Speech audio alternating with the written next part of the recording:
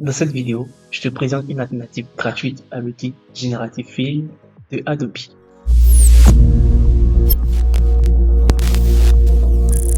Les amis, comme vous le savez tous, Adobe a récemment annoncé sur cette plateforme que son outil Generative Fill devenait payant. Et je sais que vous n'avez pas du tout apprécié la nouvelle parce qu'il faut dire que nous étions habitués à utiliser cet outil-là, Generative Fill, pour pouvoir réaliser, n'est-ce pas, des tâches assez simplement, tâches qui étaient autrefois assez difficiles à réaliser, il faut le dire. Mais il faut bien avouer que c'était prévisible que Generative Fill devienne un jour ou l'autre payant, tout comme Midjourney qui était au départ gratuit est passé maintenant à une version payante parce que justement derrière cette technologie là d'intelligence artificielle il y a de gros serveurs. Plus le nombre d'utilisateurs augmente, plus cela demande de la ressource à ces serveurs-là. Donc, les plateformes sont obligées de passer à une version payante pour non seulement augmenter le nombre de serveurs et permettre justement à tous les utilisateurs de pouvoir être tous satisfaits de cette technologie.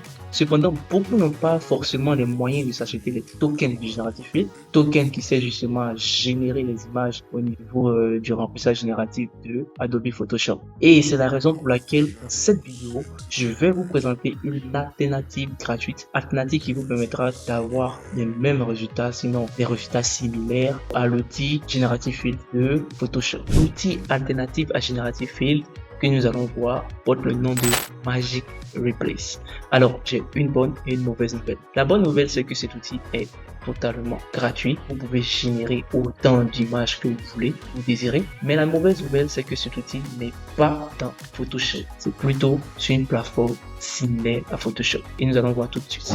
Magic Replace est une IA qui est intégrée à la plateforme Photopea.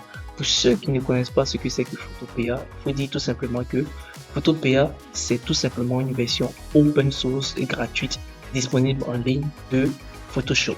Et comme nous allons pouvoir le voir tout à l'heure, Photopea ressemble pratiquement très à Photoshop.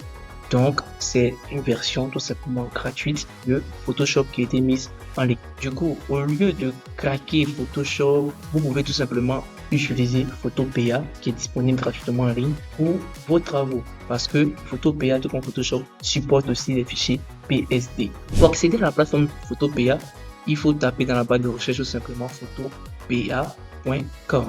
Ok, photopea.com et vous tombez directement sur cette page d'accueil.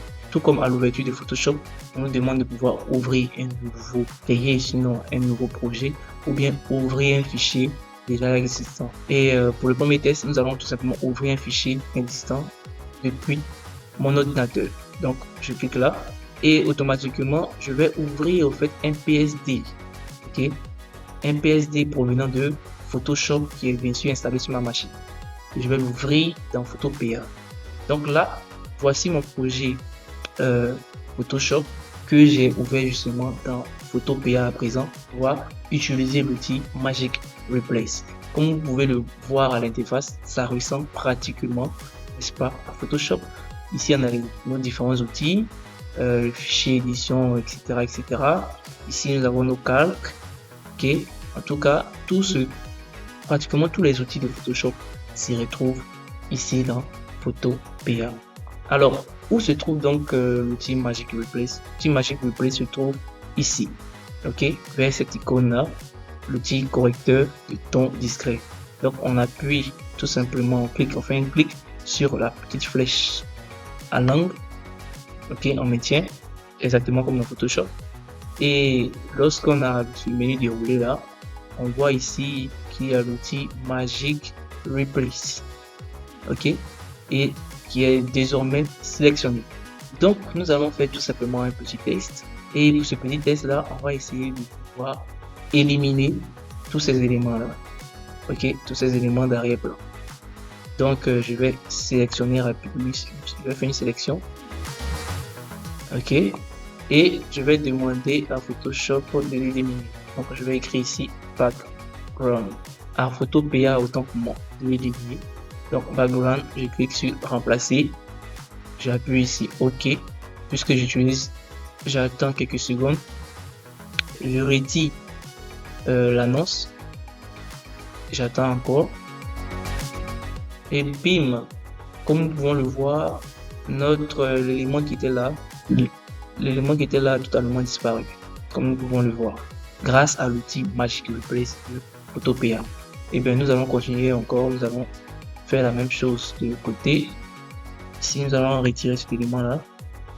Ok, je vais mettre encore background, remplacer, je valide, j'attends quelques secondes, j'appuie sur la croix ici et j'attends que l'outil génère mon image.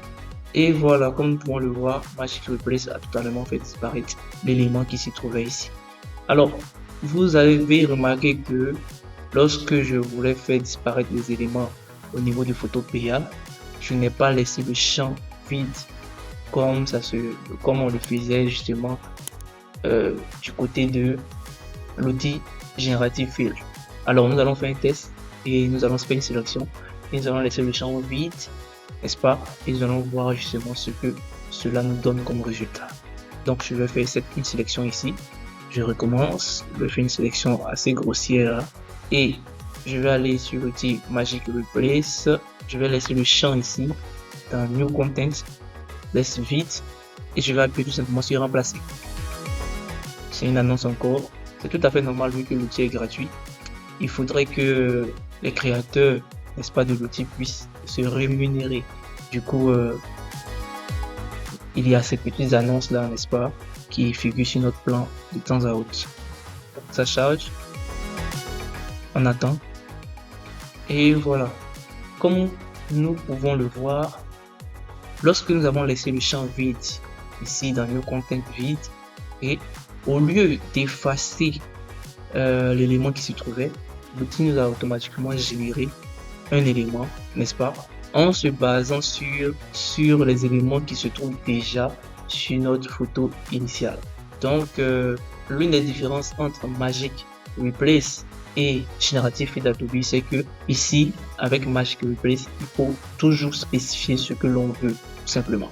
Du coup, je vais refaire ma sélection, ok, et je vais mettre ici background, remplacer, et voilà ce qui me produit comme background, comme arrière-plan. Ok les amis, du coup on peut encore aller beaucoup plus loin, on peut ici faire une autre sélection là, n'est-ce pas, et lui demander de nous générer, n'est-ce pas, par exemple un chien, et dog. Je mets remplacer, j'attends, voilà, vous voyez, on a notre chien qui a été généré ici. Et il faut dire que le chien là est tout à fait correctement incrusté au fait à notre image. Et il a bien pris en compte, on va dire, la perspective au fait de notre image. Donc, comme vous pouvez le constater, Magic Replace est vraiment une alternative assez intéressante, n'est-ce pas, à Generative Fill. Alors, je vous laisserai me dire en commentaire si vous trouvez que Magic Replace est meilleur que Generative Fill, ou si c'est le contraire, c'est-à-dire Generative Fill est meilleur que Magic Replace. Vous mettez tout ça en commentaire. Nous continuons notre test et pour cela, je vais uploader, n'est-ce pas, une autre image. Voilà. Et nous allons tester justement une autre fonctionnalité de Magic Replace que nous avons aussi au niveau de Generative Fill de Adobe. Tout simplement, c'est-à-dire cette capacité à pouvoir étendre notre image, sinon agrandir notre image. Fonctionnalité que nous retrouvons aussi au niveau de Generative Fill, c'est-à-dire créer au fait des environnements supplémentaires, n'est-ce pas, à notre image. Pour cela, nous allons tout simplement utiliser l'outil de recadrage. Ok, je vais étirer mon image sur le côté gauche et je vais faire pareil aussi sur le côté droit, à peu près comme ça. Donc là, nous allons essayer de remplir ces éléments, ces parties-là vides, qui sont présentement vides, grâce à l'outil Magic Replace. Je prends mon outil de sélection, plutôt mon outil Magic Replace, je fais une sélection grossière, assez grossière de la zone à remplir et je laisse dans un premier temps le champ vide. Je vais mettre ici remplacer, je valide. Et voilà, voilà ce que l'outil me donne comme résultat. Et comme nous pouvons le voir, ce n'est pas mal du tout.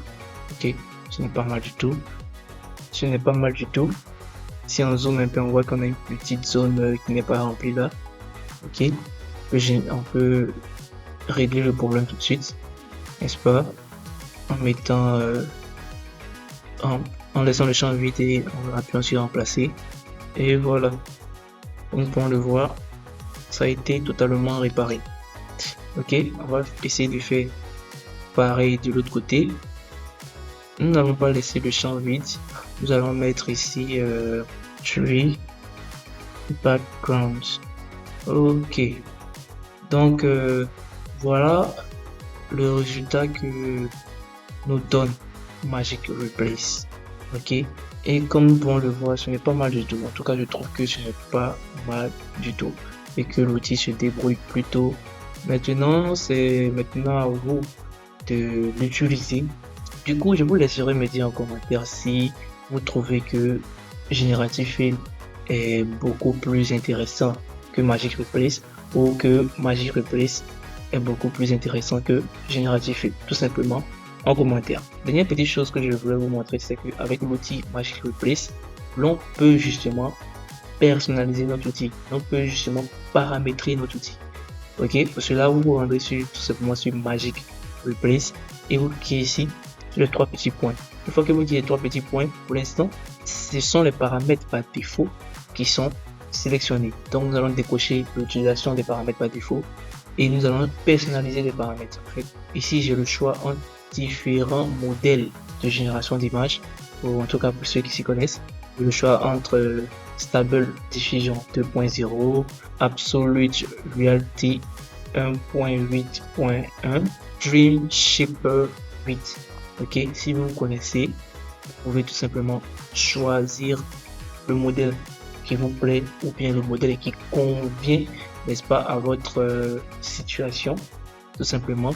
Ou bien tout simplement tester tous les modèles, comprendre un peu le fonctionnement de ces différents modèles-là et comment est-ce que vous pouvez utiliser ces différents modèles à chacune de vos situations.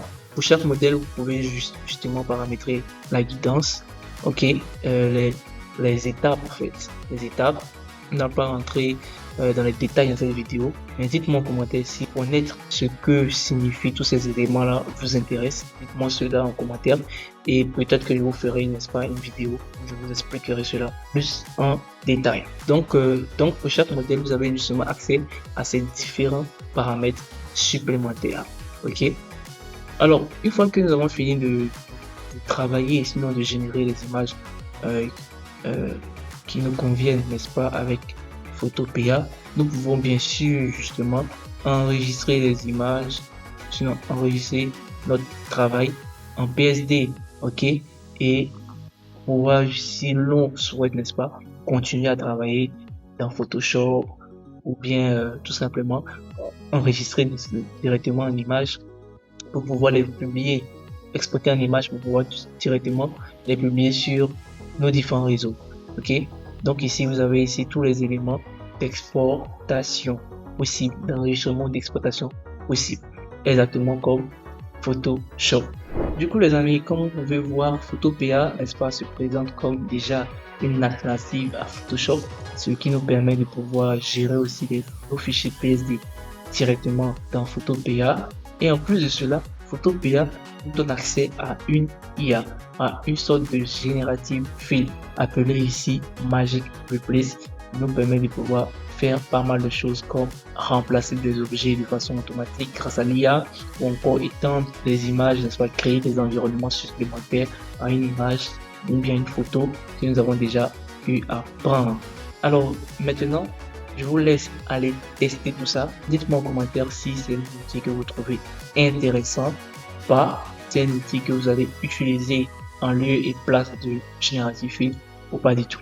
Alors nous sommes à la fin de cette vidéo. Si cette vidéo t'a plu, n'hésite surtout pas à lâcher un pouce bleu et à t'abonner, car cela justement m'encouragerait à pouvoir produire plus de vidéos du genre. Alors les amis, on se dit tout simplement à très bientôt et n'oubliez surtout pas, digital is big. Ciao.